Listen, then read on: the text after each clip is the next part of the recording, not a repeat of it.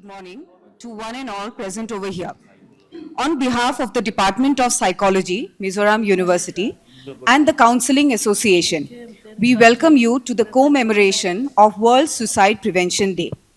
So, as we all know, today, 10th of September, is the day where we observe World Suicide Prevention. Today, as we come together to observe this very important day, we focus on changing the narrative on suicide, a theme that is especially relevant in the Indian context. In a country where societal pressures, stigma, and mental health issues often go unspoken, it is crucial that we start addressing these challenges openly. By fostering an environment where conversations about mental health are normal and seeking help is encouraged, we can begin to shift the perspective on suicide. It's time to break the silence and build a supportive community that values every life. Thank you for joining us in this very important discussion and a program that is very relevant for a student community, a society where young minds are developing, where a lot of stress can be there, it's inevitable, and we as stakeholders for the students and for the future generations are responsible for their life. So, without any further ado, I would like to take this opportunity to welcome the HOD of the Department of Psychology, Professor Zoengpari. She is the head of the Department of Psychology and the convener of the Mizoram University Counselling Cell. So, ma'am, I would like to invite you to kindly deliver the welcome address.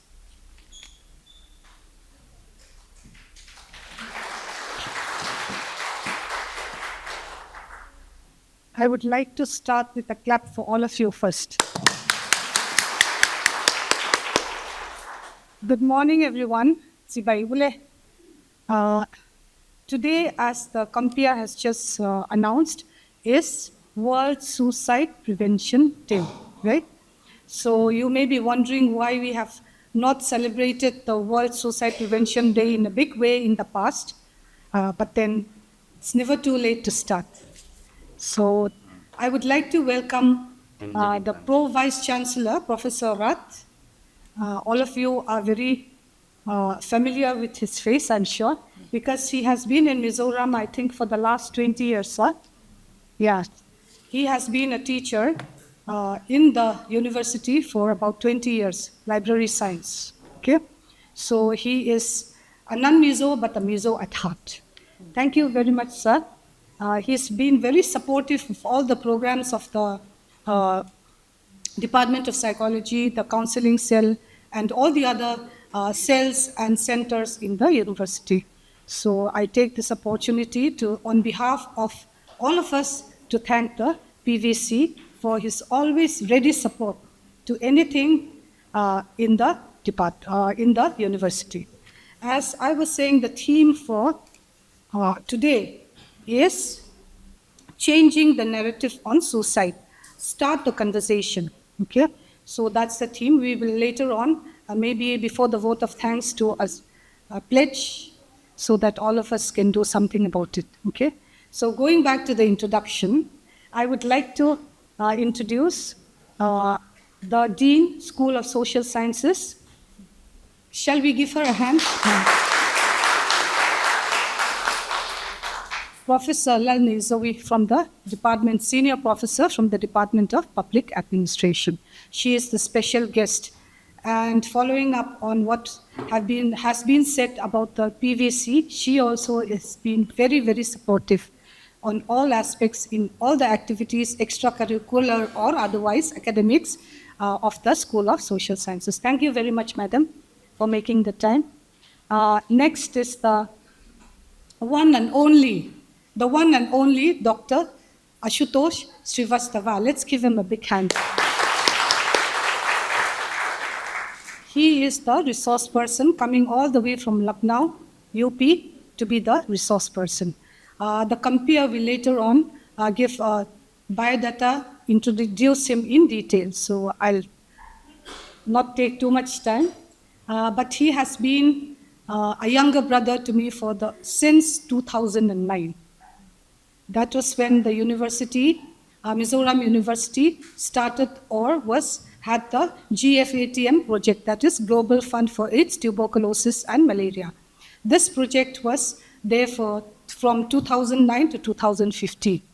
So Ashutosh was one of the capacity building officers for Lucknow University, right? So I've known him since then, long time. He was a very young chap then, and now I think he's grown up. Thank you very much, Ashutosh, for coming. We know that with your vast experience, we will be really benefited with regards to our knowledge and also the practical application.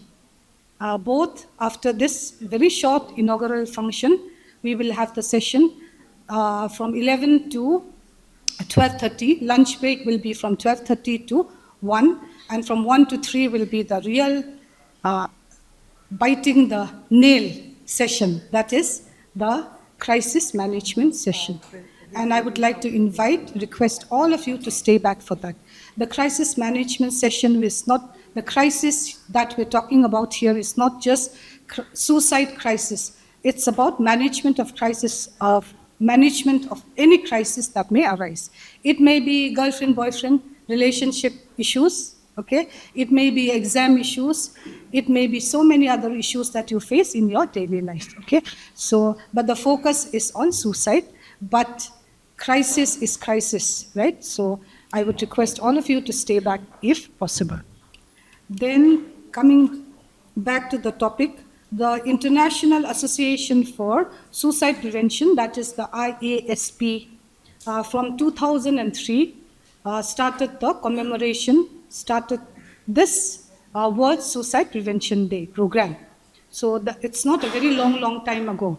So a few of you may be not born then, but geriatrics like myself and a few of us here, were obviously born then, but anyway. So, and it is endorsed by the WHO, okay? World Health Organization. So the ribbon, the color of the ribbon for suicide prevention is teal and purple, okay? So 2 colors. Teal is, as we know, a shade of blue, okay? Teal and maybe a little bit grayish, whatever, teal and purple. And it is usually celebrated for a day or for a week, okay? So some people celebrate it for a week-long program is organized, and some people for a day. Here at MZU, we are celebrating it for a day, commemorating it for a day. And as I said earlier, as I read out earlier, the theme for this year is changing the narrative on suicide. Changing the narrative on suicide. Start the conversation. We all know what that means, right? It means to start talking about suicide. It's not if you are having suicidal ideation, you're thinking about committing suicide, or you're talking about it, or just saying that, saying to yourself, oh, I'm hopeless, it's better if I die, kind of thoughts and feelings, emotions that we get once in a while. I'm sure very few here would say that I've never had those kind of negative thoughts. Depending on the situation, depending on so many other issues and challenges that we face in time, at least once or maybe never, whatever the case is, we have these feelings that it's better, I'm hopeless, I'm useless, it's better if I die, kind of thoughts, feelings, and emotions. Anyway, so starting the conversation is a very healthy way of the suicide prevention step that one has to take. Even if you have never had that thought, or you've seen people, or you've heard people talking about it, starting the conversation with that person or with those people is very, very mentally healthy, both for yourself and for the people around you, right? Then the World Suicide Prevention Day has aims to focus attention on the issue of suicide, reduce stigma. We all know how much stigma is attached to suicide, right? So reduce stigma and raise awareness. We are not saying the World Suicide Prevention Organization or the people who started the World Suicide Prevention Day did not say that you have to endorse suicide. You're not going to say that, oh, suicide is okay. No. We're going to start the conversation and say that it is preventable, okay? Please don't think about it. Please don't do it. There are many people around who care for you, who will look out for you, who are there to help you. Okay, start the conversation.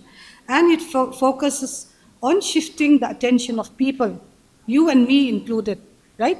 That suicide is bad, it's against our religion, stigma, etc., etc. This person in the Christian doctrine, we think that they will go to hell. We know that they will go to hell. I don't know about other religions, but that's the stigma that is attached to suicide.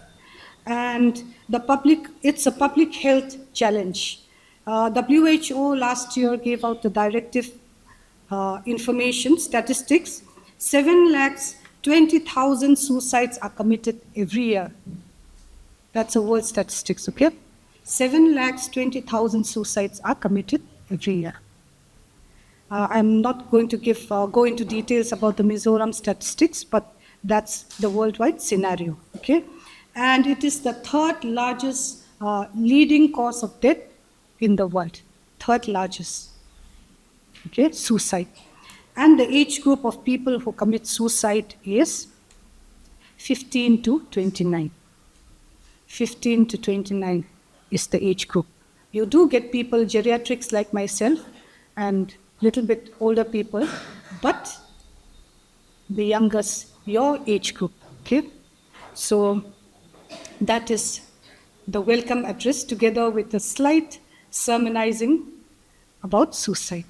So I would request all of us, before we go to the next stage of the program, all of us to stand and please repeat after me. It's the definition by WHO of mental health, okay?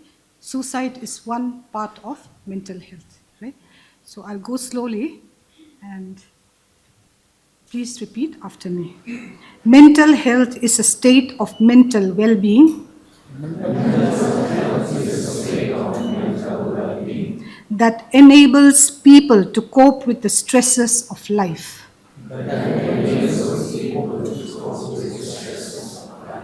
Realize their abilities. Learn well and work well. And contribute to their community. Thank you very much. So that is the definition by WHO of mental health. So if we can all, I would request all of us to reflect where we stand on a scale of 1 to 10, on how we are coping with stress, on how well we are working, how well we are having relationships, interactions with other people, how much we contribute to the community, and so on and so forth. And also, last but not the least, how much we realize our potentials and abilities. Are we acknowledging ourselves, our abilities, or are we putting ourselves down?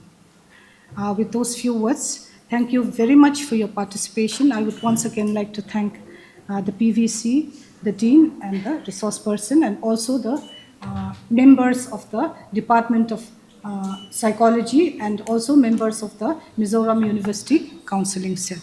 Thank you. Thank you, ma'am, for your warm welcome address.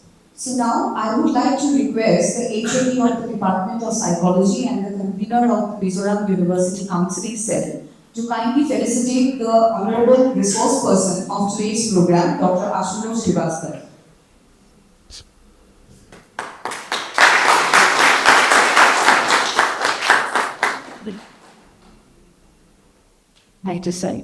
Now I would like to request Madam to felicitate the Vice-Chancellor of Mizoram University.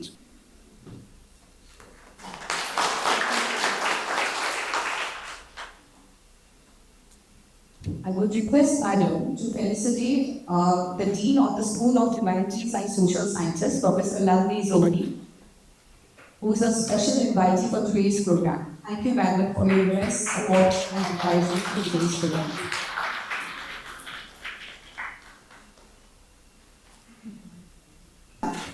Now, proceeding on to the next program of the inauguration part, I would first of all introduce the resource person for today's program, Dr. Ashutosh Srivastava.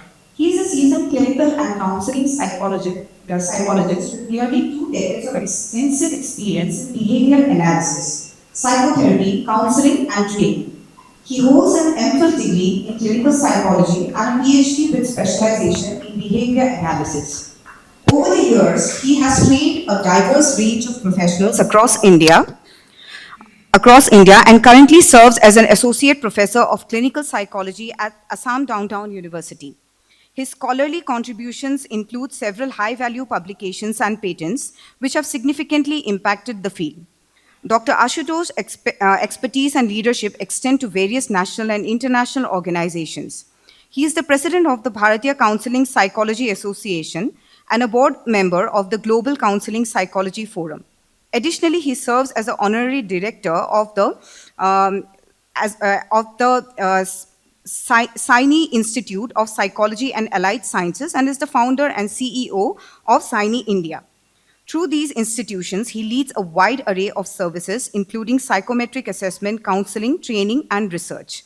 So we are indeed very happy, and we consider ourselves as very fortunate to have you amidst us today. So I would like to invite you for a short speech to start today's program.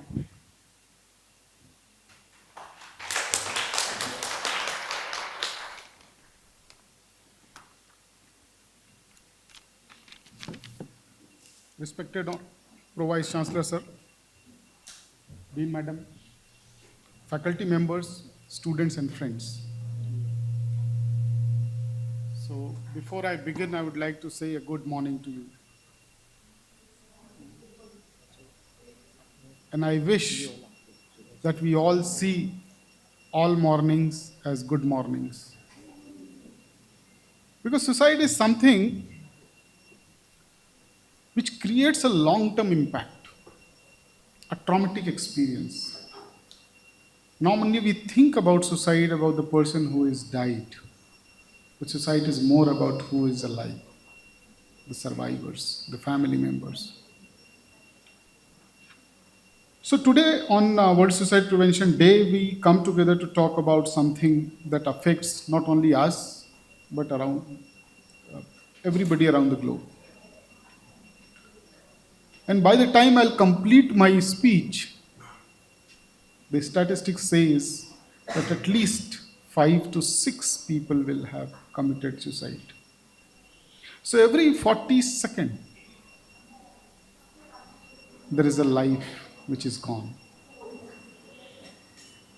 And the sad part is that these lives which are gone by suicide could have been saved. We cannot save lives in all possible scenarios, but definitely suicides can be prevented. That is why we are here, that is why we are globally talking about this issue.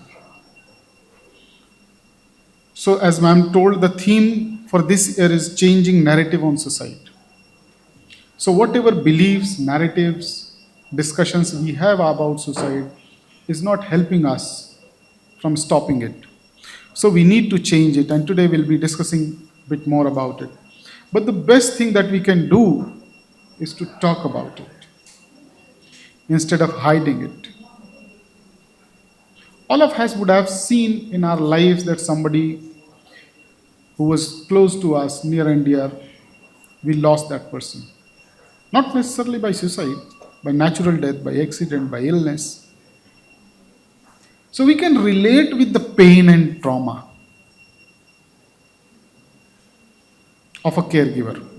So we'll be talking about that. We all know that pressures young people face. And as ma'am told that it is the third largest cause of death, but I will tell you one more very interesting thing. This is the single largest cause of death, or top 3 cause of death can be linked to mental health in the age group of 15 to 35. Number 1 is accidents. Number 2 is suicide.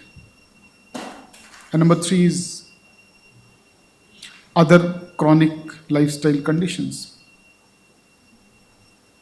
So if we only focus on suicide, it is purely mental health.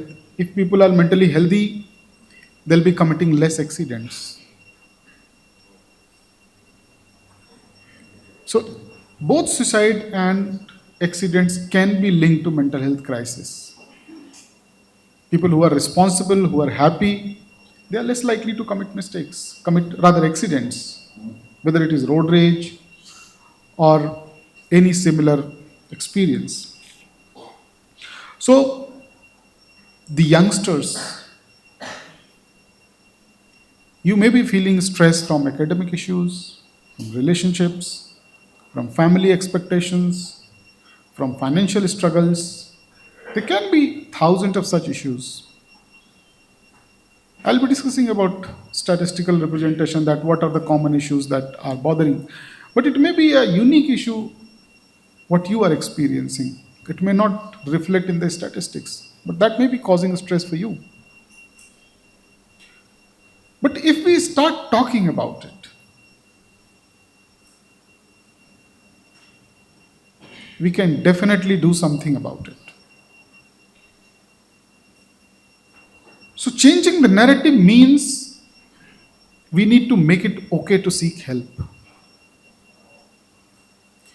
We need to make it okay to talk about it. We need to make it okay to share your personal experiences with somebody. We don't have to hide it. We don't have to be alone, even in pain. And at the time of social media, when we live in a false virtual world, representing artificial, unreal reality created by filters, Instagram filters, Snapchat filters. So we are also living behind those filters in real lives. And we can remove those filters. But we can't do this alone. We need policies, resources, people support. Government and institutions can definitely work. And as I told, the most crucial age is 15 to 25, or 35 rather. Colleges and universities are the places where we need to start bringing in the change. So as we stand together today, let's make a commitment to start the conversation, to listen, and to be there for each other. Suicides are preventable, and by breaking the silence, we can help save lives. Every small step, every conversation, every initiative counts. Thank you very much. Kwang Hin Ka Lame.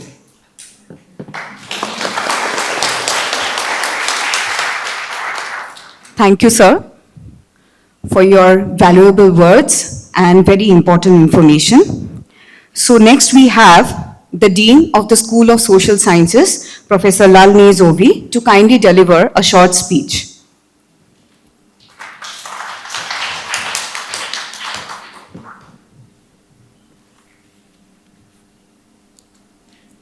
The Honorable Acting Vice-Chancellor and Pro-Vice-Chancellor, Professor Rath, Dr. Ashutosh Srivastava, Dr. and Professor Zoengpari, Head Department of Psychology, Dr. C. and Professor Devendiran, Head Department of Social Work. Dear colleagues, research scholars, students, and ladies and gentlemen, it is my proud privilege to stand in front of you in this very important occasion in observing the World Suicide Day Prevention Day, which has been organized by the Mizoram University in collaboration with the Mizoram University Counselling Cell, Department of Psychology. So we have heard already a very important issues concerning with this very program. So of course, even our chairperson had also highlighted, of course, suicide is a major public health challenge. As we all know that good number of people are actually dying every year, that Dr. Ashutosh has already mentioned. So I have just come across that the number of death of this, due to suicide, is much more than that of war, than the conflict also. So that means it is really a very alarming. So as our chairperson had already shared with us that the International Association for Suicide Prevention collaborates with the World Health Organization and the World Federation for Mental Health to host this very occasion. So since 2003, as he had already mentioned that every year there has been a team working together to prevent suicide and all are one of the most repeated theme on this very occasion. So it is really important. So the changing the narrative on suicide is about transforming how we perceive this complex issue and shifting from a culture of silence and stigma to one of openness, understanding, and support. It's really very important. The call to action encourages, of course, everyone to start the conversation on suicide and suicide prevention. So every conversation, no matter how small, contributes to a supportive and understanding society. By initiating this vital conversation, we can break down barriers, raise awareness, and create better culture of support. So that is the reason why we have this very important program today. I really appreciate and really congratulate the Department of Psychology under the headship of Professor Zoengpari and the team, the colleague in the department, for observing this very important occasion. Today is not the first day. They have been doing, even during the WHO period also, I do remember, recollected, Dr. Bharatiya Sharma, the wife of the first Vice-Chancellor, Professor A.K. Sharma, had started the social work, and she was deeply involved in the Volcom.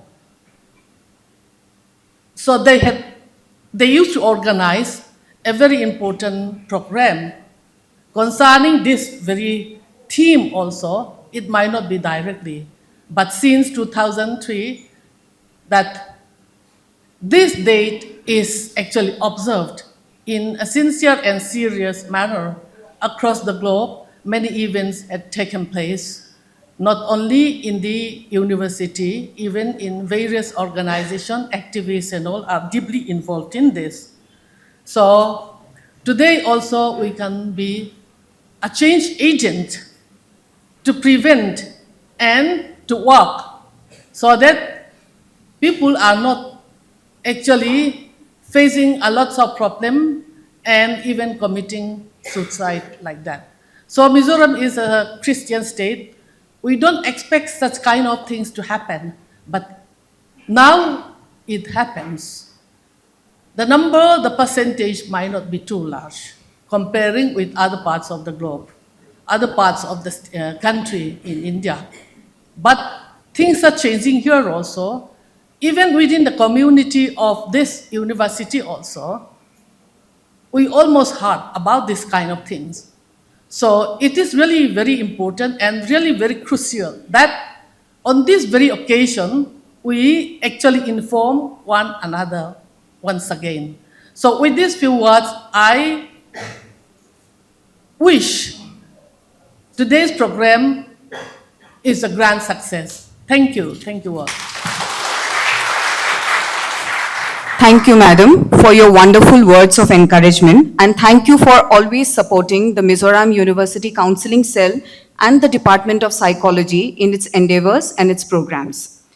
So next, in our inauguration program, we have a short speech by the Vice-Chancellor of Mizoram University, Professor Pravakar Rath. He is the chief guest for today's program and has given us invaluable support for today's program as well as many other programs. Well, Professor Joby Dean of Social Science, Professor Zoengpari, Head Department of Psychology and Coordinator of this very important program, Professor Devendiran, Head of the Department of Social Work, Dr. Ashutosh Srivastava, the resource person for this workshop from Lucknow, faculty members, my dear colleagues, students and scholars. Well, this is a very, what you can say, thought-provoking, timely, and a very important program in our day-to-day life, whether you are a student, or a child, or a teacher, or parents, for all. But over the period of time, it is observed that this has become very common in the educational institutions.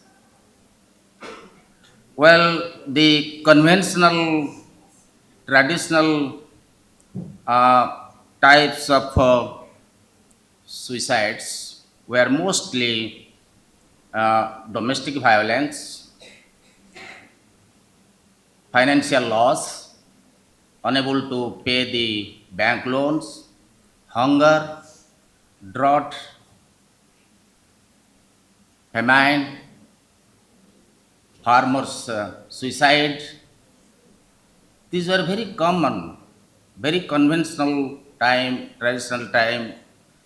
Suicide is not today. It has been continuing since long, but that type of suicide was different in nature. Many families not able to get 2 meals in a day, unemployment. I studied a lot, I worked a lot, I worked hard, but could not succeed. But today's, in the 21st century, suicidal cases are quite different. This is mainly, as I said, mostly in the educational institutions. This is mainly related to study, examination, result. What is the reason? What is the root cause of this type of suicides that are happening in the educational institution is due to lack of tolerance. As parents, as a sincere guardian, as a head of the family, we compromise in different situations. In a family, a number of problems comes, whether it is related to economic problems, social problems, or any other problems that come, we try to compromise as parents. And we also teach the same thing to our children to follow our principles that whatever problems, crisis, anything that comes on your way, try to confront. And this is a challenge. Suicide, in other way we can say, is cowardice. A coward can resort to suicide. What does it mean? I failed in the examination. I could not achieve the expectation of my parents. Many parents send their boys and girls to many higher educational institutions. I know about the IITs and IIMs with a condition that I am spending a lot of money for you, my son, my daughter. You should have a very high grade. If the student could not do that, then resorting to suicide because a lot of money of my parents is lost. Result, Kota, Kota, is the name of a place in Rajasthan. Kota is famous, very, very famous for engineering and medical coaching. Engineering and medical coaching. Parents spend a lot of money because every parent wants that my boy or girl should be an engineer or a technocrat or a manager, a doctor. But when they don't succeed, every year there are good number of suicides. So, yes, suicides take place in different ways, different situations, different conditions, but the crux of the matter is, the root is insensitivity, tolerance, compromising different or confronting challenges. Young boys and girls sitting here, you have a great future. To achieve your future, your ambition, your mission, to have a successful career, you will come across with many obstacles, barriers, hindrances. There may be some problems from teachers, there may be some problems from your research supervisors, but try to adjust, try to compromise. Today you have some problem, tomorrow you are good. Tomorrow all your problems are solved. Day after tomorrow. Please tolerate. Tolerance is a good quality to a successful person. If you want a good career, it cannot happen overnight. You cannot be a good doctor overnight. You cannot become an engineer, an IAS officer overnight. It requires steadily and very planned way so that you are succeeding in your career. So remember, a coward can only resort to suicide. A person who cannot adjust with different types of situations, and this is the age, young age. And in young age, boys and girls are highly sensitive. They know, or they always prefer that whatever we say, our parents should agree. If there is any difference between parents and the son and daughter, then the problem begins. But parents are always right. Whatever they will say good for you. They have some parental role. Therefore, never adopt such practices. These are malpractice or not resorting this type of ways. Problems will come. Try to face the challenges, face the problems. Maybe tomorrow you have a very bright career. Dr. Srivastava, Professor Zoengpari may be knowing that the Government of India, Ministry of Education, has a policy document 2020, the strategies to prevent suicides in the schools. So the nature is same, whether it is school or college or university. And you are discussing about, I hope you will go into detail, Dr. Srivastava, resource person, will be discussing in detail, and crisis management, disaster management. There are two types of crisis or disaster. One is man-made, another is natural. Maybe you will discuss both, how to prevent the man-made crisis, disasters, and natural. And Mizoram University has this cell called Counselling Cell, and there may be different types of counseling. Maybe career counseling, maybe financial related counseling, health counseling. So I would request the coordinator of this program that to give an appropriate name which is emerging, which is according to this compatibility standard, compatibility with the WHO, so that it gives a good meaning that how can we have a good mental health as a student in educational institution, your mental satisfaction, your good mental health, that will lead to a good career path and success. If mentally I am not satisfied, it has a repercussion on many things. So these are the certain things that I would like to share with you, and make a promise that you will always listen to your guardian, your parents. Whatever problems come on the way in the school or college or university, try to adjust, compromise, And that problem is only for today, it is not chronic, it is not every time. Therefore, if you feel in this way, your future, your career, your ambition is going to be a great success. With these words, thank you once again for giving me an opportunity to be here. Thank you, sir, for your highly inspiring words and setting the tone for today's very important program. Now, at the end of this inaugural program, I would like to invite Professor C. Devendiran, HOD, Department of Social Work, and also a very eminent member of the Mizoram University Counselling Cell, to kindly deliver the vote of thanks.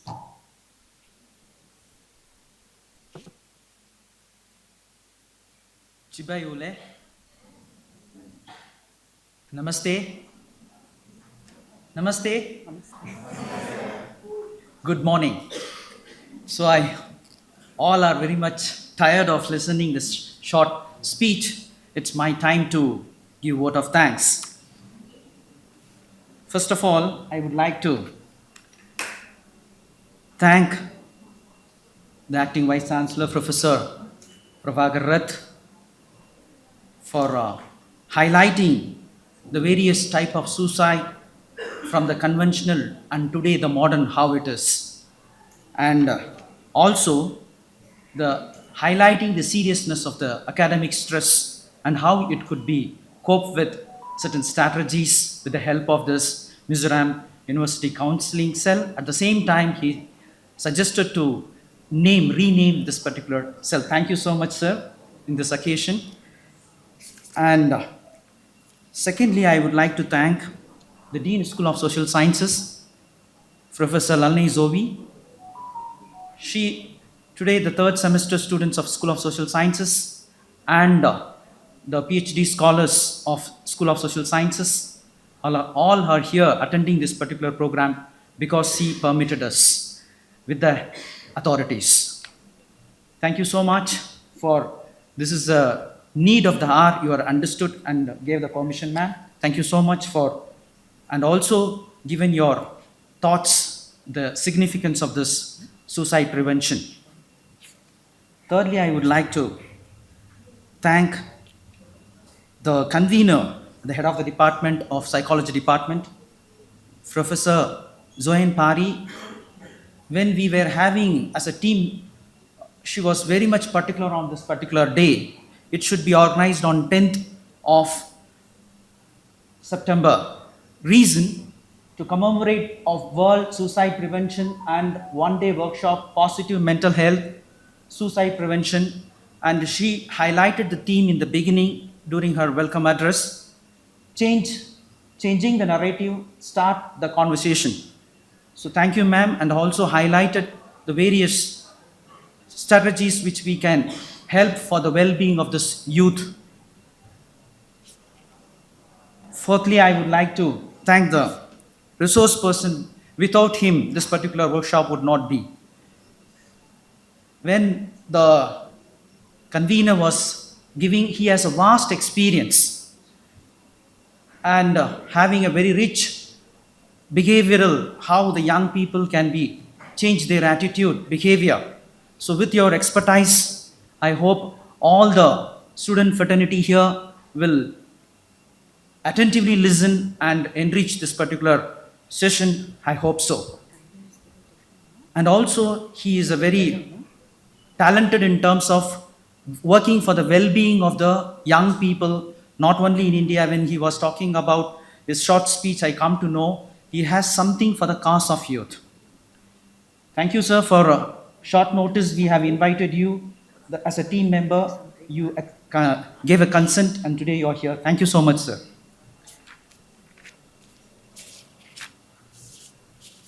I want to give a word of thanks to everyone, but no time for me to mention everyone's name, then your well-being will be very fine. But those who are, whichever the names comes in the dais, I would like to tell Professor H.K. Lalnzeihzovi. She is also an encouraging in our MZU Counselling Cell. Always she is a guiding star for us. Thank you so much sitting in front of the dais. And other members. Professor Muthulakshmi is also here, and the psychology department faculty members. So each one of you, I really thank giving your time, and the hall is full today. Thank you so much. I don't want to mention again all the names. It's from my bottom of my heart. I'm thanking, and also the coordinators. I mean, from there were about 40 coordinators are here. Those who are each department coordinators. So thank you so much for being here. You have all the busy schedule, but you have come here for the welfare of the student. Thank you so much. And I also thank the whole MZU team members, this counseling cell especially, working day in, day out, and from pillar to poster, starting from the banner and the audio visual and all others. I really appreciate your effort for this particular cause. And once again, thank you one and all. If I left anyone, kindly excuse me, and thank you so much. And now it's time for us to take a pledge. So I request all the members to stand up. So let us take the Swachhta pledge. Mahatma Gandhi, repeat with me please. Mahatma Gandhi dreamt of an India which was not only free but also clean and developed. Mahatma Gandhi secured freedom for Mother India. Now it is our duty to serve Mother India by keeping the country neat and clean. I take this pledge that I will remain committed towards cleanliness and devote time for this. I will devote 100 hours per year, that is 2 hours per week, to voluntary work for cleanliness. I will neither litter nor let others litter.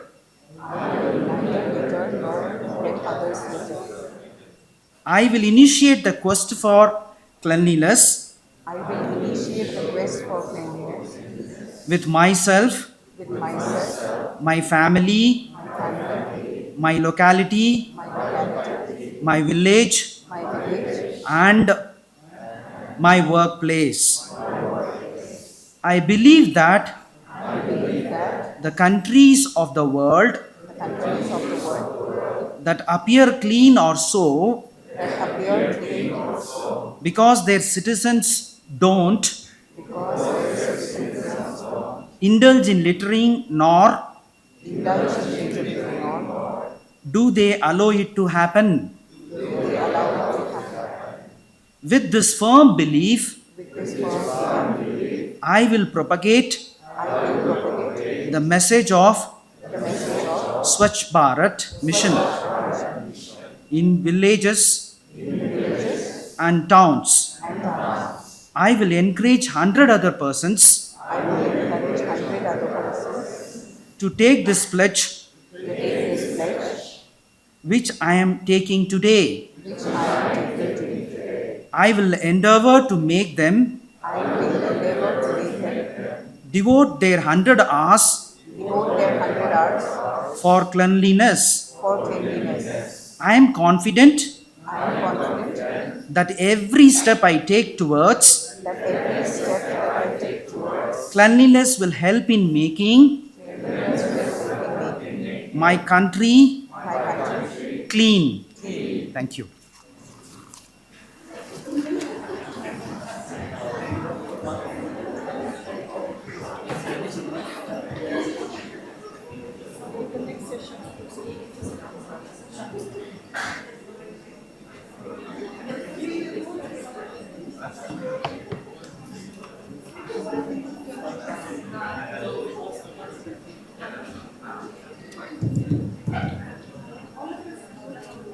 thank you everyone for being very patient and being an important part of this inaugural program. So without any further delay, we shall start the first session of today's program with the theme Awareness on Suicide and Prevention for Students, PhD scholars and other interested faculty members.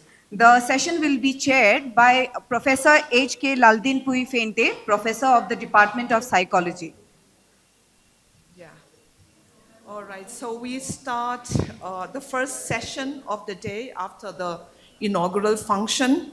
I wish everybody a very profoundly enlightening day today, where we concentrate to study about suicide, because this is such a need of the hour, especially the theme today, that is change the narrative. Because from both sides, the people who are suffering and the people who are supposed to help, this is the area where we struggle most, I feel, to talk about it. Especially, now we have the coordinators of about 40 departments of Mizoram University and the students gathering here today, not knowing too well how to help, but wanting to help. It is in our hearts to help our students, but many, many times we don't know how to help. And Pan-Mizoram, also India also, we've been having this awareness program, usually in the departments where many departments will also remember that you would get, reels and things like that from the Department of Psychology. But this is the first time that we have this in a very big way. So thanks to the coordinator, Professor Zoengpari, who has taken this very strong initiative that we spend this whole day in order to learn about this. So I'm not going to talk. I'm not here to talk. I'm here to chair. But I would just like to drive home only 2 points that is especially important, I feel, in this current day and age. That is about copycat suicide and responsible reporting. Because I think Dr. Ashutosh will also talk about this, about awareness. When we want to make people aware, how far should we go, in posting suicide cases and things like that, because they're often, copycat suicide is real. And you would know that in the state of Mizoram, the official newspapers would not report anymore suicide cases. But more and more people are able to do through our social media, and how much is to be posted and how much should not, all right, and things like that. And something like, how do we call it? The passive suicidal ideation that needs to be addressed. All of that, Dr. Ashutosh will be talking about it. I will not give a very lengthy, because if we are to introduce him, he has this huge credentials to talk about. Just know that he has the authority to tell us and anything about suicide prevention, and also capable of answering all our doubts and questions that we have. So I hope today we will have a very participatory program. Still waiting for the students to come in, please. Everybody, yes, you can take your seat over there. Yeah, okay. So can we just have a raised hand of the faculty members of different departments who are coordinators of their counseling? All right, thank you so much. And students and PhD scholars? The rest. All right, thank you so much. Please participate. All right, and I will give the floor over to our esteemed resource person, and he will take us through and make us more aware in the first session about all of what we are going to do. Thank you. Thank you, Professor Fente. Again, good morning once again. We are still in morning. Though mornings in Mizoram start little early than what we are experiencing in the other part of the country. Anyways, so I'll start my discussions today with my two early experiences.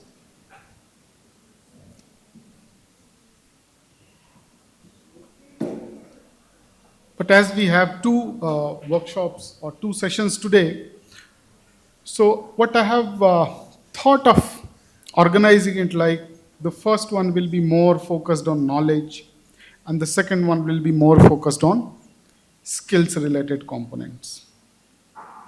But anyways, I'll tell you one experience when I was a student sitting on the last rows like you guys are sitting. And once a psychiatry professor was called to my department to speak the way I am standing here and to talk about some issue, some mental health issue. And I asked him after the workshop, after the lecture, that if mental health issues are so important, if anxiety, depression, or whatever we study in psychology is so relevant, so important, why don't we see a national program or a concentrated effort like we see in other diseases or other health conditions? And you know what he said?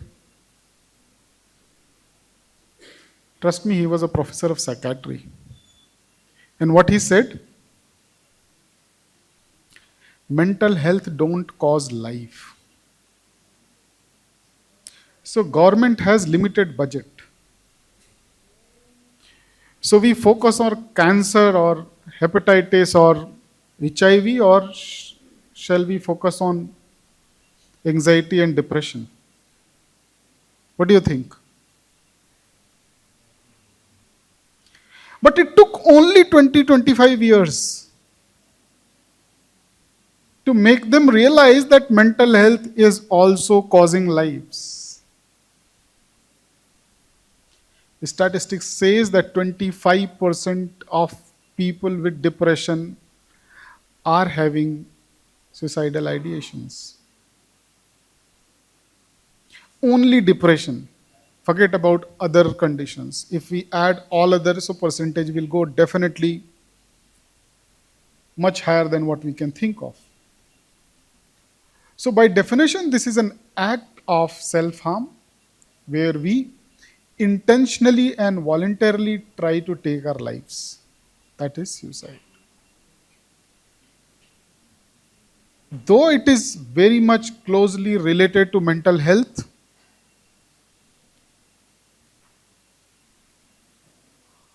but it is not mental health as a whole. So in the first half, we'll be talking more about suicide. In second half, we'll be talking mental health as a holistic framework.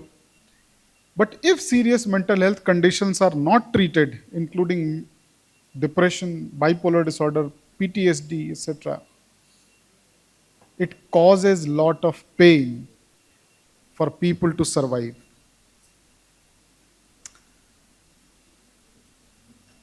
And lot of issues, lot of things were discussed in the inaugural session also. But one statement made by Honorable Pro Vice-Chancellor Sir that suicide is about cowardness, I would not agree to that. Because the pain is so unbearable.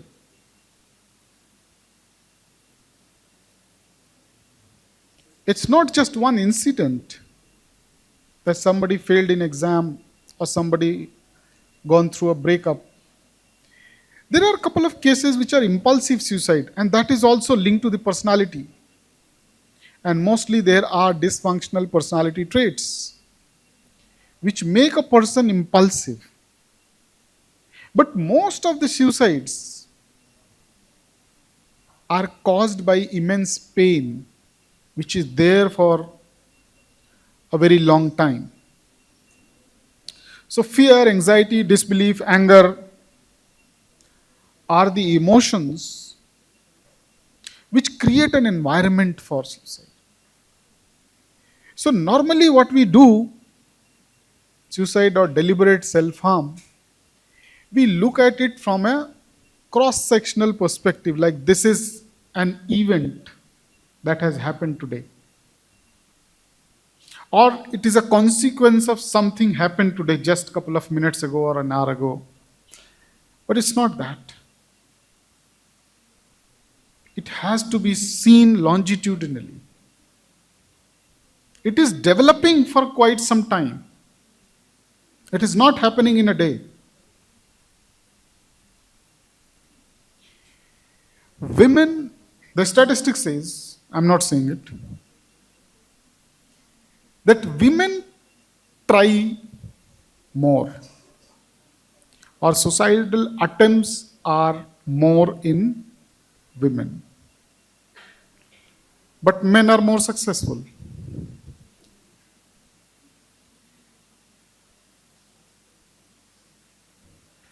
So if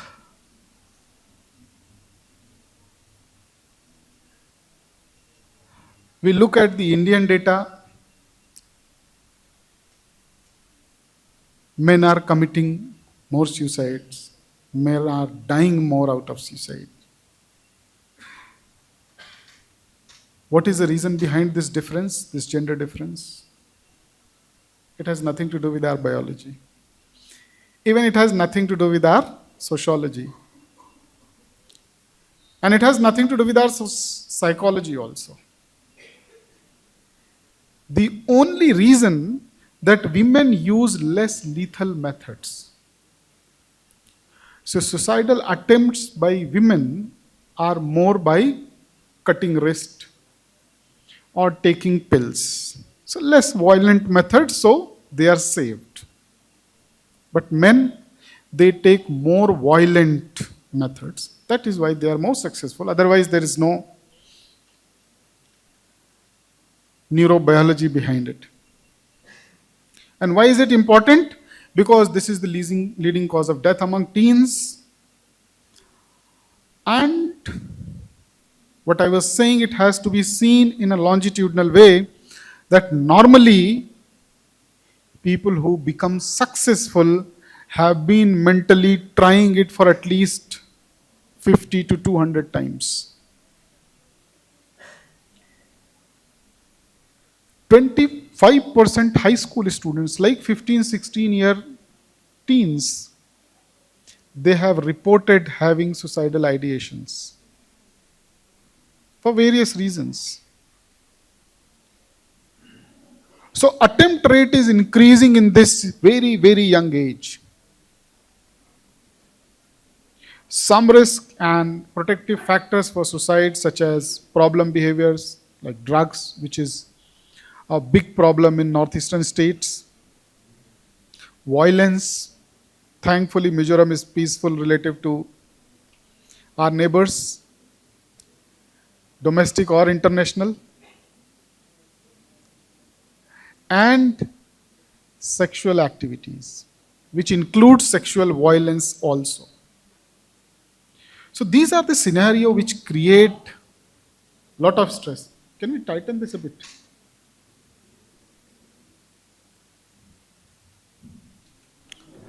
So what are the major cause of suicides? If we want to see single largest cause, that is untreated mental illnesses. So if we want to prevent suicide, we have to start preventing or getting mental illnesses treated. It's not that if we only work about suicide, we will be successful. Then depression is definitely Third one is fear to face adverse conditions. Be it from parents, how will I face? And at times, as parents, we don't realize, and we say, if you don't do this, don't show your face. I believe all of us have heard it. Don't show your face. So, how to show? If I am not done? If I have not succeeded?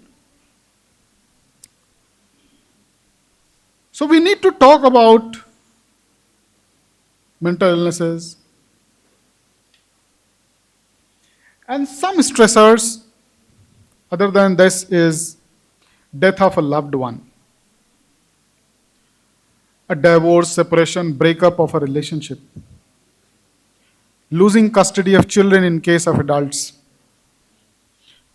serious loss such as job, house, money. Now we can see lot of financial crimes are happening through phishing attack, through these online scams.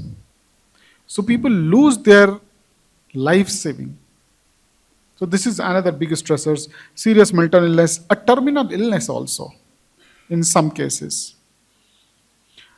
Serious accidents, chronic physical pain, intense emotional pain, loss of hope for some reason, being victimized, physical abuse, verbal abuse, sexual abuse, alcohol abuse, drug abuse, feeling helpless, feeling worthless, feeling loneliness, inability to deal with perceived failure, a feeling of not being accepted by family, friends, or society, a horrible disappointment due to something, experiences of bullying and low self-esteem. So these are causes. You may have your own unique cause also. You don't have to fit in this list. But these are the most common causes which create that pain which leads a person to killing oneself. Definitely we can identify people with higher risk based on these risk factors. So people who have depression. Now it's very difficult to identify people with depression first. If we want to identify people with suicidal ideation, we need to identify people with depression. So when we talk, we don't have to look for suicide directly. We might have to look for depression. We might have to look for any other mental health condition. Then schizophrenia, addiction disorders, family history and past history of suicidality. Dysregulated emotions. If we see somebody is of older age, the risk will be lesser. If we see male, as I told you, the chances of committing suicide are less, but chances of becoming successful are more. And any vulnerable period in lives, struggling with career, struggling with relationships, struggling with financial conditions, or any other similar conditions. And psychological, people who lost their parents early. And it does not mean by death. It can also by divorce.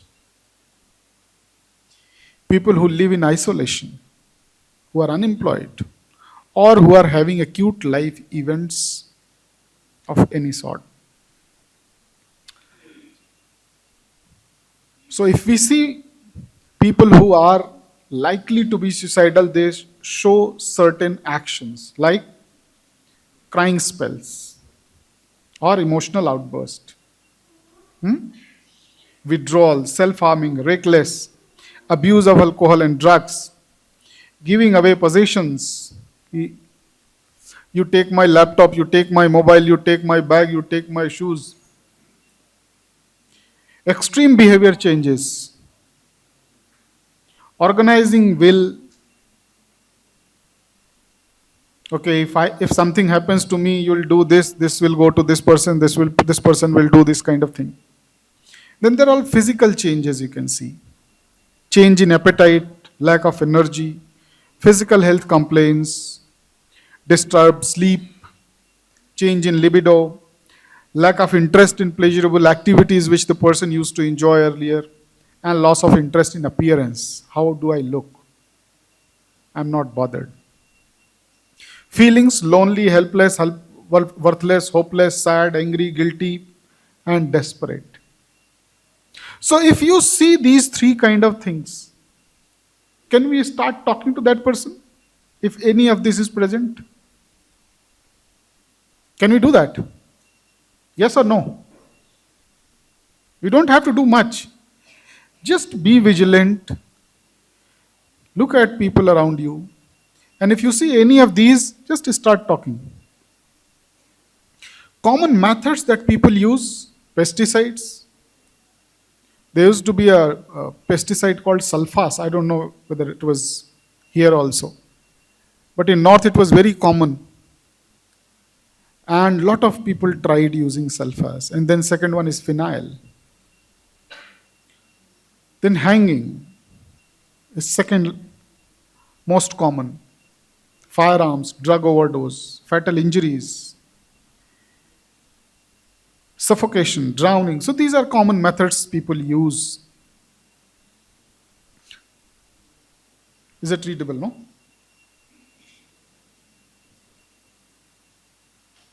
Just 1 second.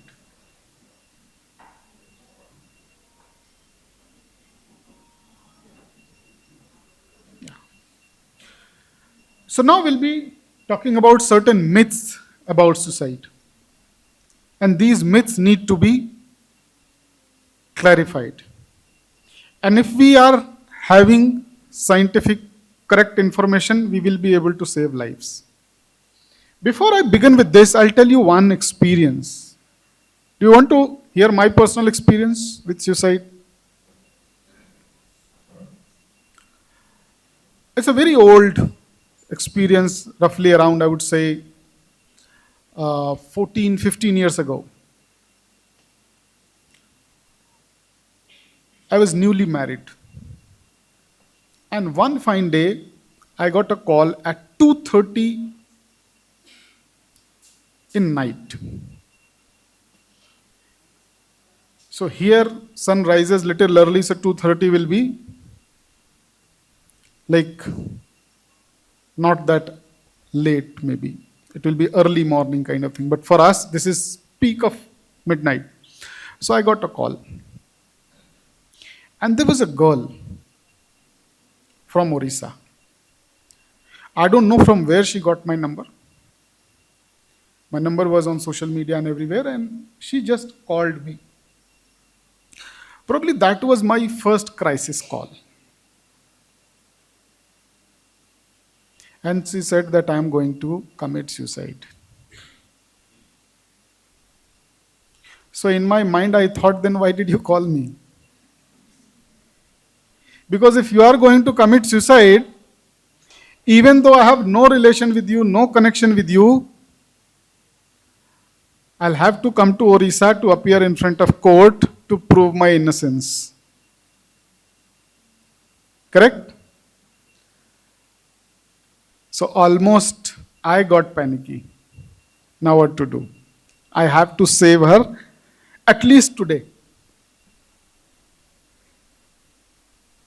I was not into full-time practice at that time. And 15 years ago, you can imagine I was not this grey. So I was young, I was very less experienced. So I panicked. And believe me, the moment you'll get your first suicide prevention call or first crisis call, you will go through the same experience, whatever years of experience you have. It does not matter. First time you will feel the same panicky and shakiness. So I started talking to her. She had love marriage. And both the families did not accept this marriage. So she was living separate with her husband. 3 years after the marriage, she found that husband has another relationship. He's into affair. Now she has left friends, family, everyone for this marriage. Now she can't live here as well. Nobody is left. So I kept exploring the possible support system, and it took me 2.5 years on a phone call to find out there was one elder colleague in her previous organization where she had very good relationships, and once a while they used to talk on telephone. I kept asking, can you go to your family, go to your parents? No, I cannot, I'm going to die. Can you talk to your in-laws about this situation? No, they have deserted us, I'm going to die. So whatever you say, the statement is, I'm going to die, I'm going to die, I'm going to die. But when I could found that one person, one former colleague, who was like an elder sister, can you talk to her? Yes, I can. And then I convinced her to talk to that person, go to that lady, stay with her some time, and then when you are calm, we can think about this situation and think of some problem, some solution to this problem. And with this agreement, at 5:30 I slept. Now when I woke up at 9:30, 10, whatever it could have been, I tried to call her, and her number was switched off. Can you imagine my situation? Huh? Now I lost my sleep. I developed anxiety at that moment. What if she talked to me for 2.5 hours?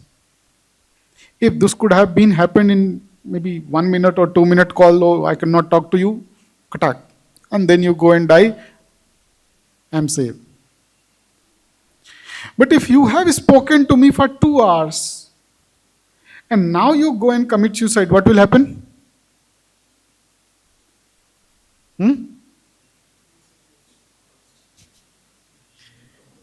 Her phone was switched off. I kept trying calling her, tried calling her. Once, twice, 100 times.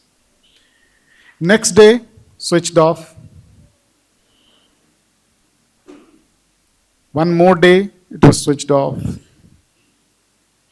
After 3 days, she called again. And it's like my life is saved, not her. And she said just, thank you, sir. I did not do anything. I only had her number, which was switched off. I still don't know her name.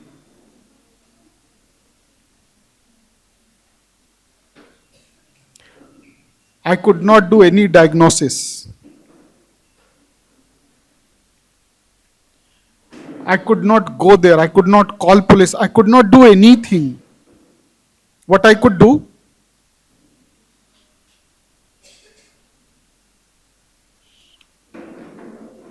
What I could do?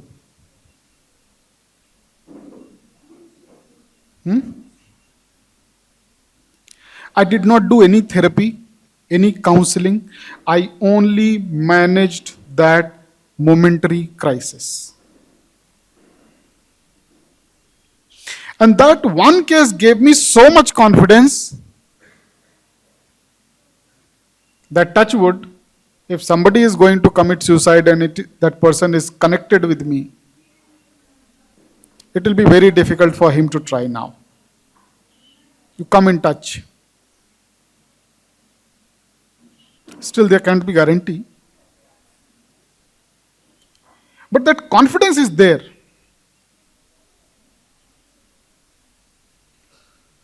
And even that day I had that confidence which led me talking to her. Otherwise, at 2:30 I would have said, sorry, we'll talk tomorrow. And just imagine, I was newly married. And it was not a love marriage, it was arranged marriage.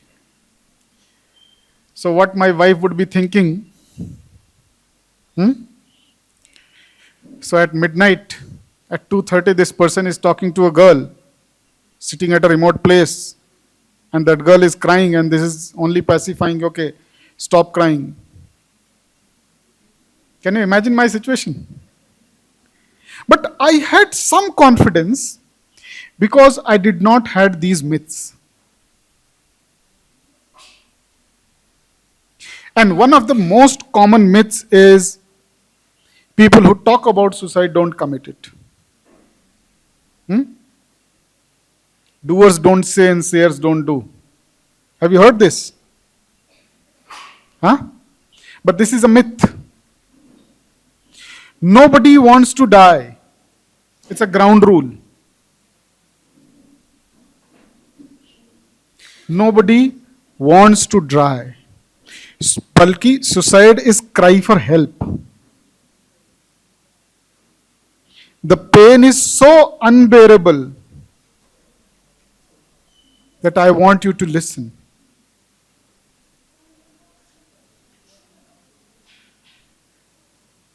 So up to 70-75% have given very clear indication that they are going to do this.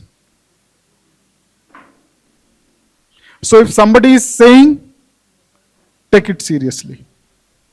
Second, if you ask someone about suicidal ideation, are you thinking of committing suicide or killing yourself?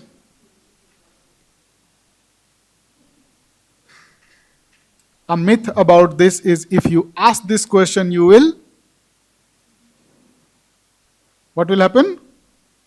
You will lead the person, or you will be giving him suggestion. But that is not correct. If you ask the person, trust me, that is the only way to know that this person is suicidal. Another myth, tendency towards suicide is inherited.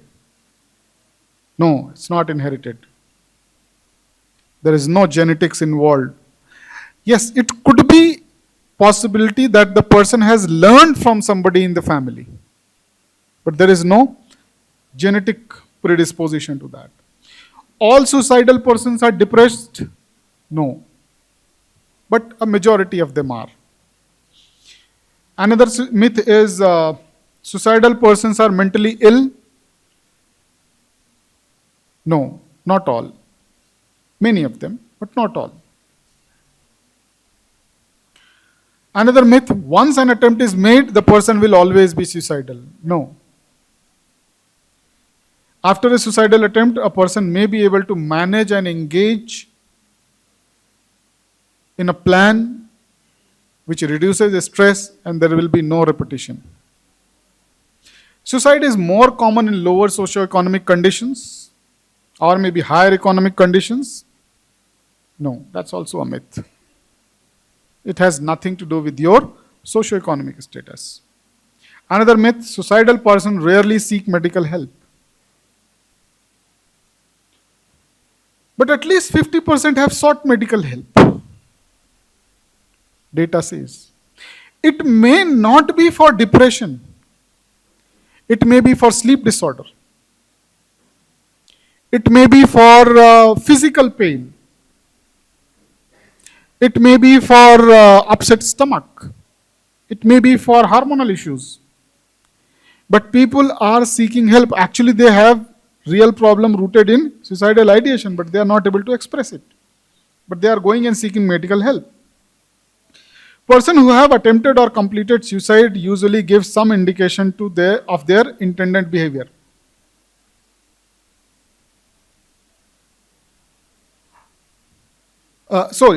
Myth is suicide happens without warning. So people give indications. Then another myth is suicide, motives or causes of suicides are readily established. No. Suicide is usually lengthy and a complex pattern of behavior. So it has to be seen longitudinally.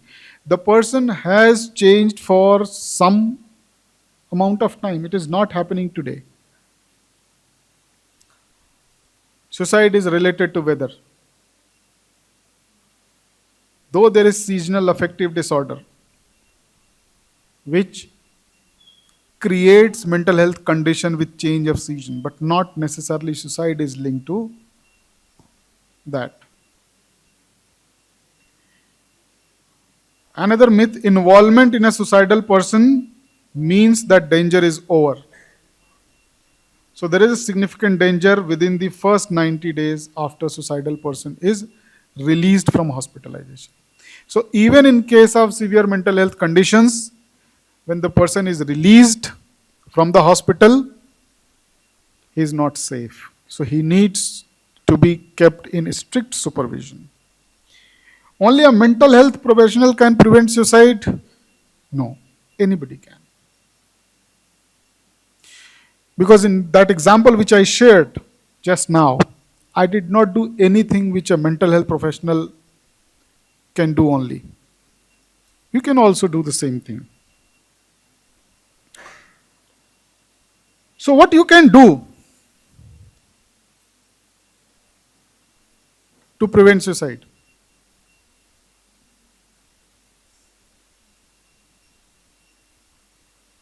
If you pass that specific moment, trust me, 70-80% lives will be saved only just passing that moment. So how to involve that person? Talking about death or suicide, talk about feeling of hopelessness, what the person is having, saying that they are a burden, again, a very important indicator, withdrawing from friends and family, losing interest in activities, extreme mood swings, giving away possessions, as I told you, and saying goodbye to family and friends. So just be alert. Even Facebook and Instagram have initiated a new exercise where they are using AI to analyze social media posts. And if these posts are having these kind of content, that will be immediately sending alerts to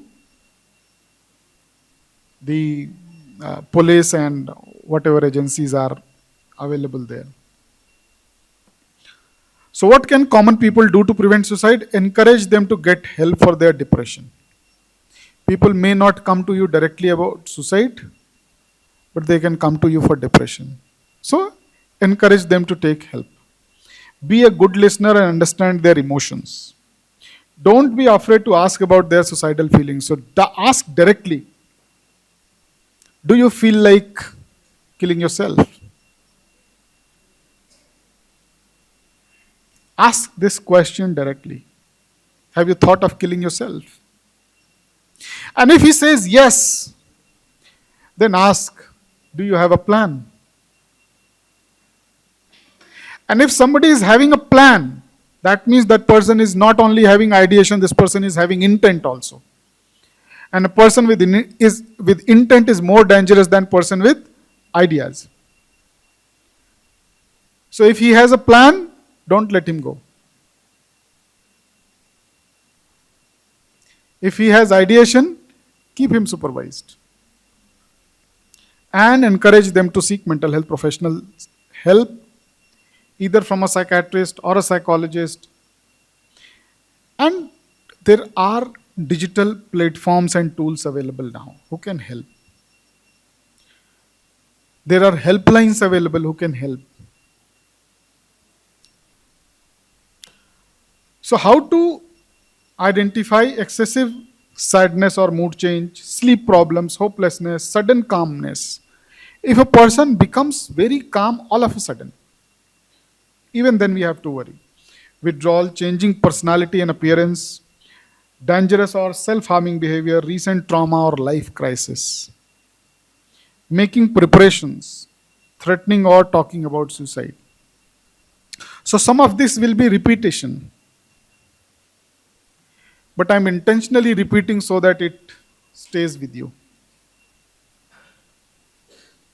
So now how to do this prevention? So it's a 5-stage plan. Always remember this.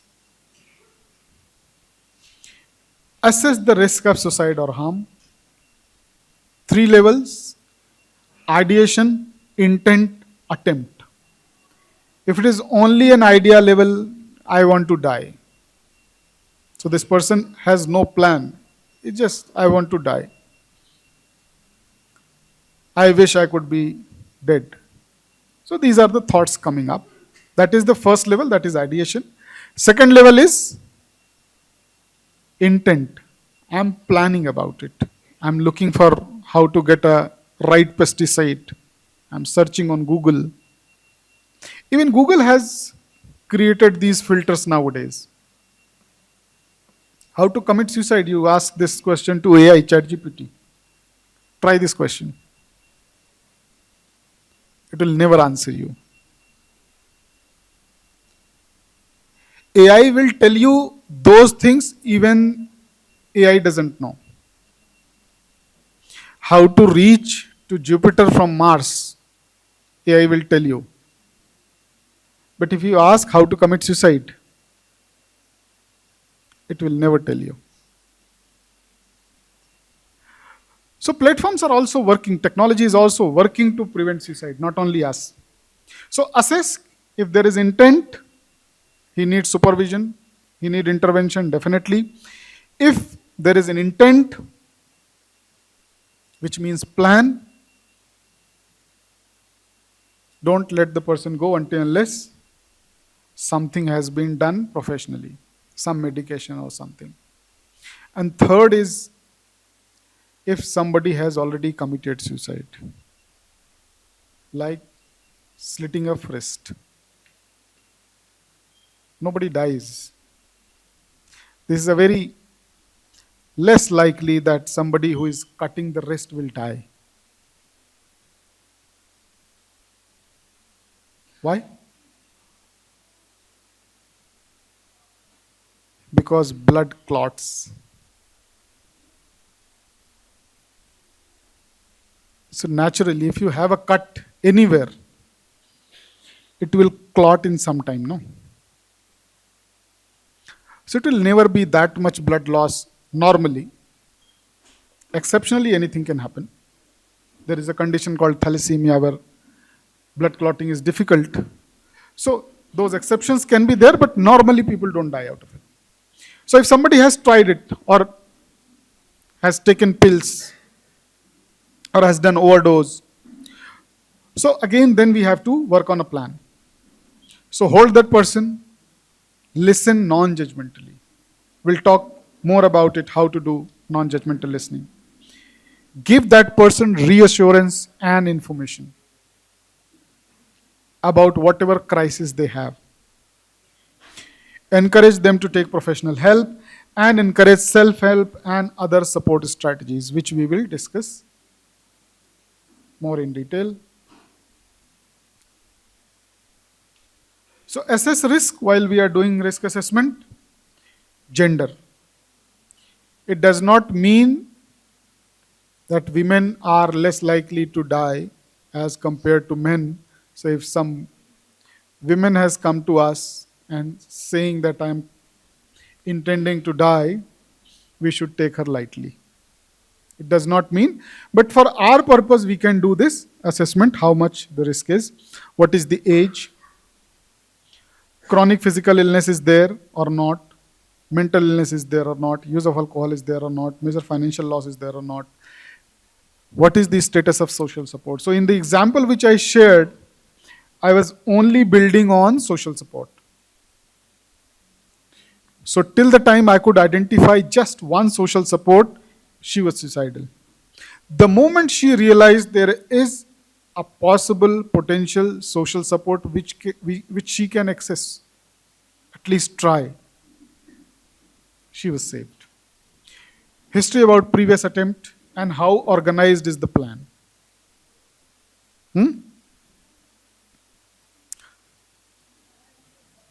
So there was a person, he wanted to commit suicide, but he wanted to be sure.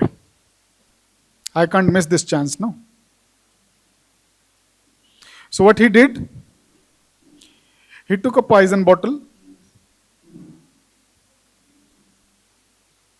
that I'll die by drinking it. Then he also took a gun. If I fail in this, I'll shoot myself. Then he also arranged a rope. If I miss this, gun doesn't fire, I'll hang myself. And I'll do it on a boat. So that if nothing works, I'll just jump into the sea, not pothole. So he went.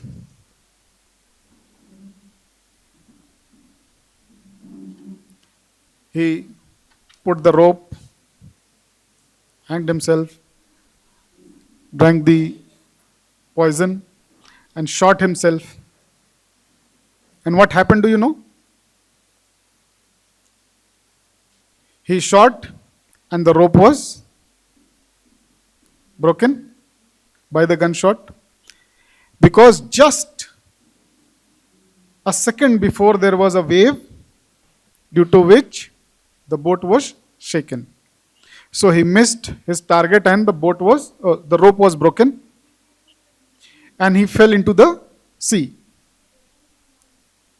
But it was salty water which went inside, and he was immediately saved by somebody.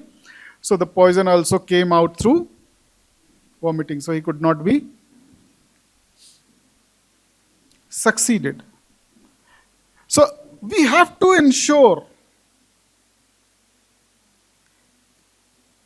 an alternate plan for all his plans. But that you will only know when you develop that trust, that confidence in you.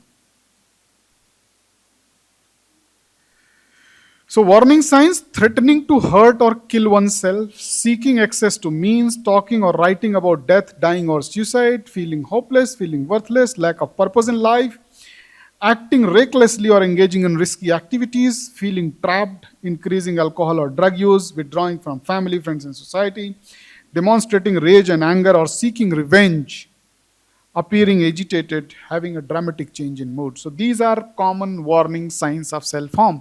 If somebody is trying to do any of these, be alert. Now what to ask? How to do this assessment? Are you having thought of suicide?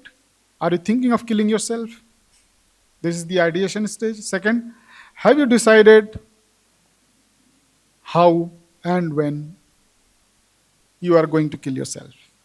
Have you collected the things you need to carry out your plan? So carry out this assessment and check for two other risks. Has the person been using alcohol or drugs? Has he made a suicidal attempt in past?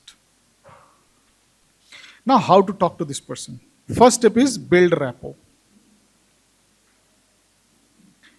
And at least the most minimum thing that you can do is to appear confident, even though you are shaky. That is why I have written, appear confident, not be confident. Because many times we will not be confident, but still we have to appear confident, because that is reassuring. If you also start shaking, the person will lose the last hope. So appear confident. Respect their experiences. It may be as foolish as it can be, as childish as it can be, as immoral, unethical, irrelevant as it can be. But it is the reality of that person's life. Maybe distorted, maybe misinterpreted, but that is the reality. And don't make assumptions that if this person is saying this, this must be blah, blah, blah. If this person is saying that I have gone through a breakup 10th time in this year, what kind of person this is? If a girl, maybe of your age, comes to you and says, this is my 10th breakup this year, what will you think? What type of girl is she?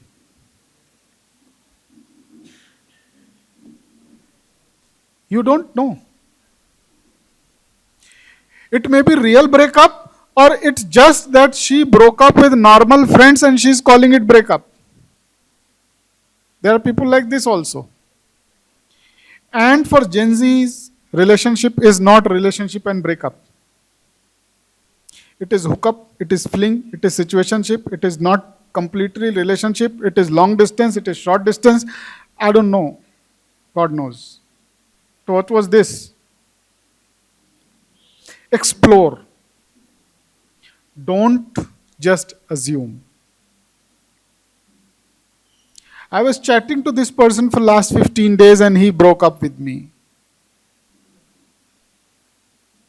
Fair enough. Then you can have 10 in month. No? So, explore. Maintain neutrality, as neutral as possible. Because at times we start taking interest in other people's story. We start getting emotionally charged. Not necessarily with negative feelings. At times, we want to know more. Out of our own fun seeking, okay, there is some masala in this. So don't listen somebody's story from a gossip perspective. Discuss your observation. If the person is not saying, just discuss your observation. You seem upset. It seems that you are going to cry. It seems you are trying to hide something. You can share. So recognize potential barriers to accepting help. Because not everybody is ready to take help. And that too about emotional things. How many of you can immediately go out and seek emotional help? Raise your hand. If you are having an overwhelming negative emotion, whatever could it be, anger, sadness, guilt, shame, worry, fear, regret, whatever it is, helplessness, hopelessness, worthless, any negative emotion, how many of you can just go out and ask for help? Not to a professional, to any random person. Raise your hand. I would like to see. 1, 2, that's it. 3. Yeah, that's okay. I mean, any XYZ that you deem fit. 3, 4. That's it. So suppose you are not in that emotionally charged state at present. And it's difficult to imagine seeking help, talking about our own vulnerabilities and emotions. And then think of that person who is emotionally overwhelmed. How easy will it be? So recognize potential barriers. What are the barriers? We'll be talking about a couple of skills today, or maybe tomorrow also there is an opportunity to engage with a couple of you. So we'll be talking more in detail about these skills, but basically the fundamental rule is to identify those barriers. The person is ashamed of his feelings, or the person is fearful of sharing it, or whatever could be the reason. Or maybe last time he shared and he was bullied for sharing. Identify those barriers.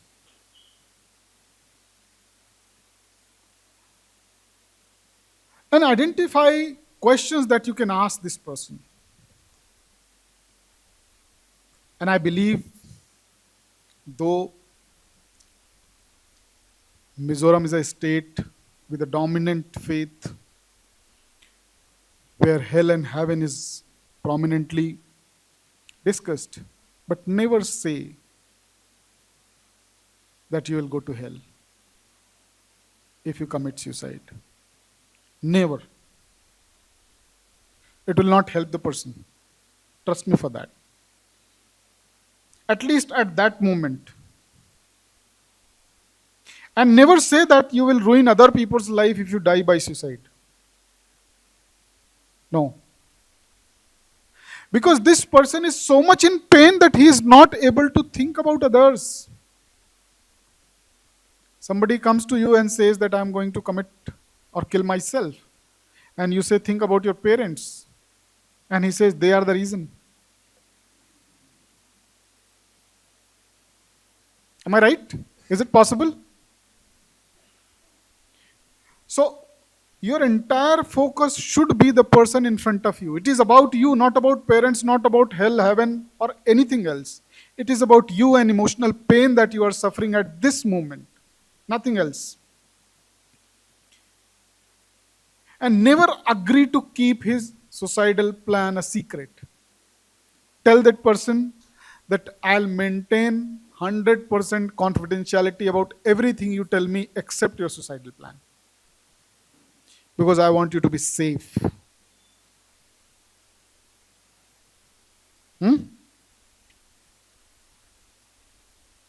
So never leave that person alone. Have someone stay present. Provide a safety contact number. Okay, keep my number. Even in midnight, if you feel, just give me a call. Or if you have somebody else, keep that number handy. Talk to that person. Help the person identify past support, what I did in my case, which I shared with you. Who helped you in crisis, not necessarily a suicidal crisis, but any crisis in your life when you experienced it last time. Involve them in decision making. Okay, you don't do this. Let the person say, okay, I can do this. At least I can try this. Fair enough. And if required, if you see any aggressive methods like firearms, like petrol, so immediately call police. Okay? And help the person develop these 8 ways, because they are ways to well-being. Number 1, talking. Being open with people in sharing what I'm feeling. Second, exercising. Some amount of exercising is very important because that releases endorphins, dopamine, serotonin. They are very important for your mental well-being. Then calming exercises like meditation, mindfulness, learning something new, something creative, relating with people, contributing in others' life, and creating something new. Music, art, drama, writing, poetry, website design, Insta post design, any kind of creativity. And congratulating. Be kind to yourself and listening to qualities you value in yourself. So as a counselor, as a crisis intervention person, as a support person, as a friend, as a family, these are the 8 things we should develop in ourselves and help the person who is in crisis develop, so that if this time this crisis has been avoided, it will not be repeated again. In addition to seeking professional help. So what we can do at community level, we can create public awareness, campaign to reduce stigma about mental health, guidelines for mass media, they are there in public domain, regulating formulations, packaging and sale of pesticide. As a community, we can ensure that. A regulation of over-the-counter medicines, that you can't get this much quantity, so that you can abuse it, even though there are legislations, but still. Institutional level at university, what we can do is establishing a center where we can display this information and which is visible. Training personals that we are doing today, establishing crisis intervention and counseling center that you all are part, increasing specific clinical training programs for lay counselors. So intensified suicide prevention training programs can be designed, reducing the curriculum for medical and nursing personnel that can be done by medical institutions around us, so that people who are in MBBS or nursing program, they also know how to handle mental health conditions, and intervention programs for schools. So we as volunteers can go out and reach out to schools in Aizawl city and maybe educate kids about this and help them. So who can help? Healthcare professionals, definitely. Physicians, pediatricians, they can also help. Mental health professionals can help. Psychologists and social workers can do this. Primary and secondary school staff can do this. Principals, teachers, counselors, nurses, they can do. College and university resource staff can do. And health services, student resident services, resident hall dictator, hostel advisors, volunteers, anybody can do it. So I will end this presentation by saying there is help and there is hope. We only have to take a step and try to take it. Thank you very much.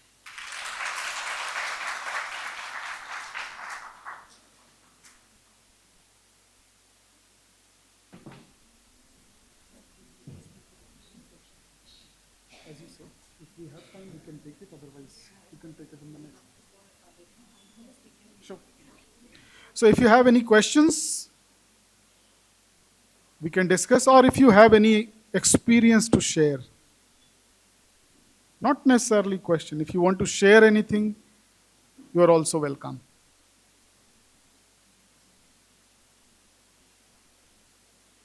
Any one of you? If you want to ask or tell anything. All clear? Washed out?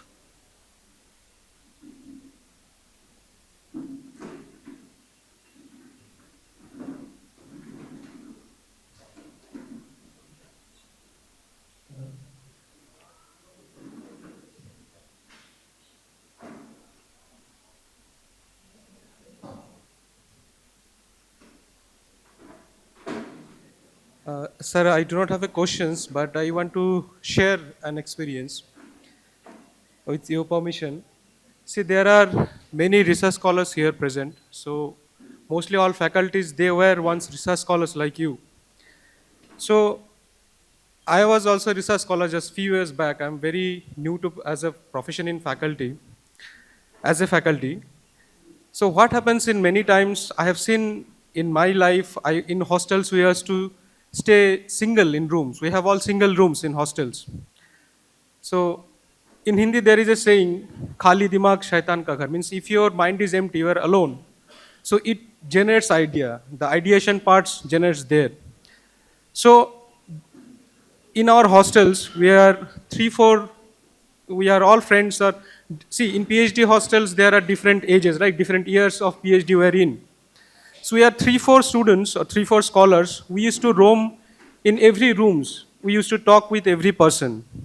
So if there is a chance, always if a person having suicidal attempts, they will have at least one indication. When they try, I think I might be, sir, I don't know whether I'm right or wrong, they will give you a sign. So you will be the, at least one sign that he or she is going to do something.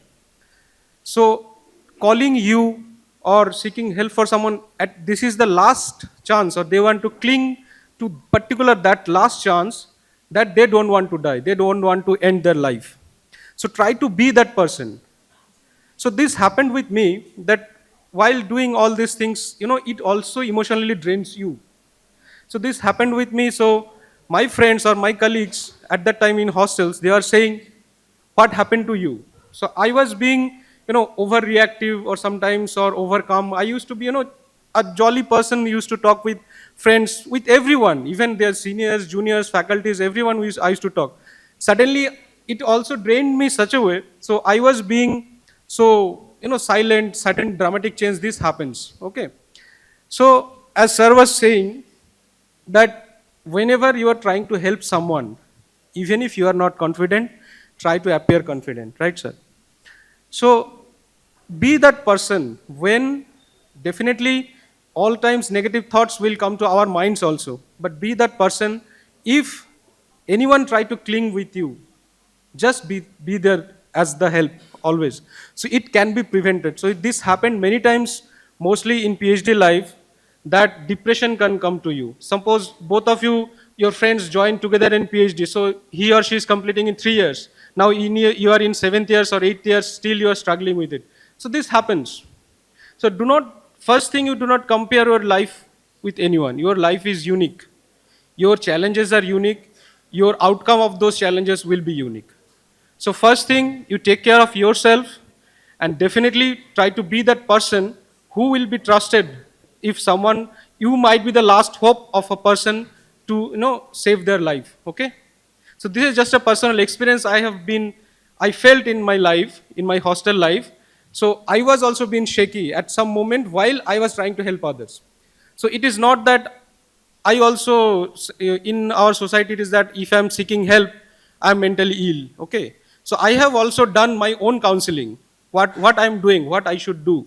Even if I am very much confident in my life that, yes, I can be a person, I can help others. Still, I did my own counseling. I went to a counselor, so how I'm doing, what I'm doing. So it helps, okay? Always be the help, and if you need, always seek for the help. Thank you.